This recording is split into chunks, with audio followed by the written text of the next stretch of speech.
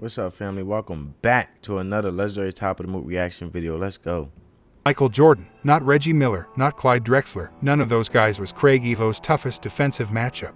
Instead, the former Larry NBA Bird. player, best known for being on the wrong side of one of the most iconic NBA shots ever, went with the Celtics legend. Of course, I can say the Michaels or the Reggies or those, but the one I really hated to guard was Larry Bird. He was not a nice guy. Elo was I don't feel like he was not a nice guy. I just feel like he took his work, his job, his career like anybody else serious. And in regards of, if you're gonna defend me because I take my career serious, which is basketball, you better take your career just as serious defending me based on this circumstance and situation, and what we got to do as far as career versus career wise, giving 110%. And I feel like that's what Larry Bird just did, man. a very good NBA basketball player who played 14 seasons, 7 of them with the Cleveland Cavaliers. He wasn't a superstar by any imagination, but he did have his best year during the 1989-1990 season when he averaged 13.6 points, 5.4 boards, and 4.6 assists per game. His name, however, has always been associated with the shot. Google Elo's name and it's never about the 7,492 points he scored during his career. It was always about the legendary shot that Michael Jordan made over him, defending him. In comes up, Michael Jordan's game-winning foul line jumper is always associated with him. Elo was known as a strong defender as his 6'6" frame as a guard created some tough matchups. There was one game in Cleveland. Elo That must be annoying when your name get mentioned. Oh, you're the guy who Michael Jordan made the shot over at the free throw, at the foul line, at the free throw line. called, where he had shut down Boston Celtics star Larry Bird for the first half. Elo made the mistake of doing some light trash talking at halftime. There was one game in Cleveland where he was having a pretty rough first half, and in the old days in Cleveland, you walked off the court the same way at halftime, and I kind of puffed up on him and walked beside him and was like, yeah, you're... Man, you don't do that.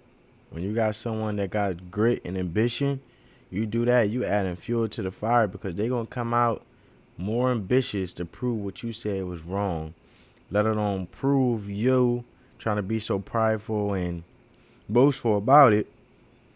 They're going to want you to switch up that tone. for 10. I was like, that's defense, and he just kind of looked at me and said, there's two halves. Elo should have known better. He was talking to the ultimate trash talker and the one who fed off people doubting him. The Cavs shooting guard should have just gone to the locker room, but he didn't, and the upstroke was Larry Bird doing his legendary stuff. And he came back out and hit about 10 in a row on me, and the last one was left-handed, and he asked me if my mother was watching. Oh. He asked in a caring, curious way, indirectly throwing shade, but being smooth about it. Like, you talk that talk. But now I came out and I done changed the narrative and the tone and what you came at me in the halftime.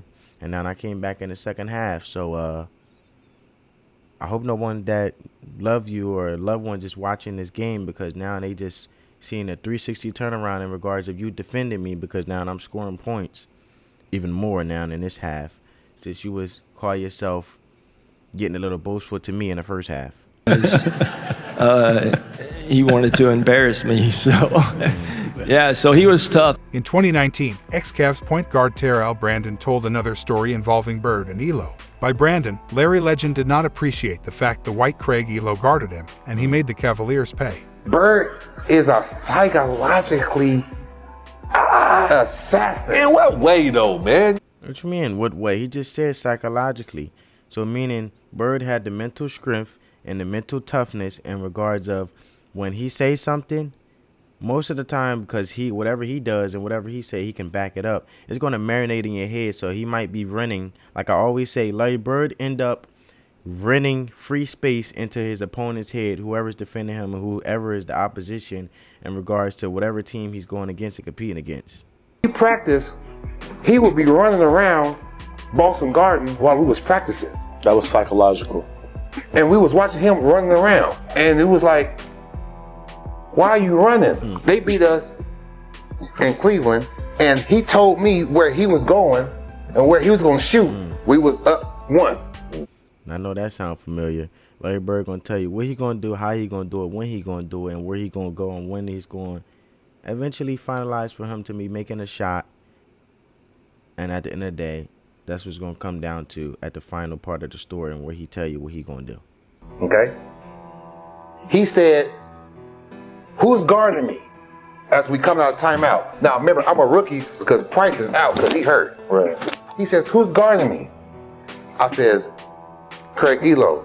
He says, why you got that white boy on me? Jeez. Don't put no white boy on me.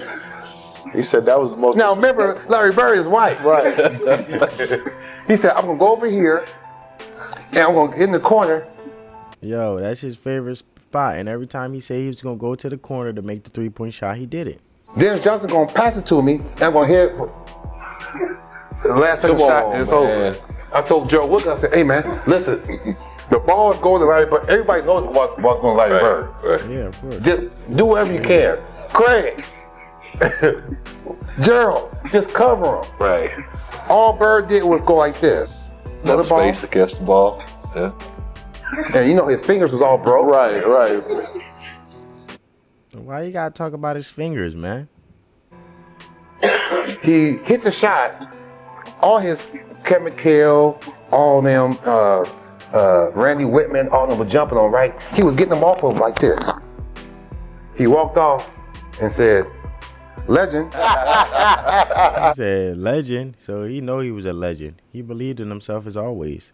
That's just how amazing Larry Bird was. Larry Bird, man. As we covered on this channel before, the Craig Elo story isn't an isolated case of Bird being insulted by his opponents for being guarded by white players. Larry Legend took it as a disrespect and made sure to punish the opposite team. He shaking his head like, y'all gotta do better than this. Sacked. Tell us in the comments, what is the most vicious trash talking story you ever heard? And if you enjoy this video, hit the like button, share, and subscribe. For more basketball content. Well, that was legendary, man. But Larry Bird got so many inspirational trash talk stories. Legendary, especially when he played. Mine was when he played the Atlanta Hawks.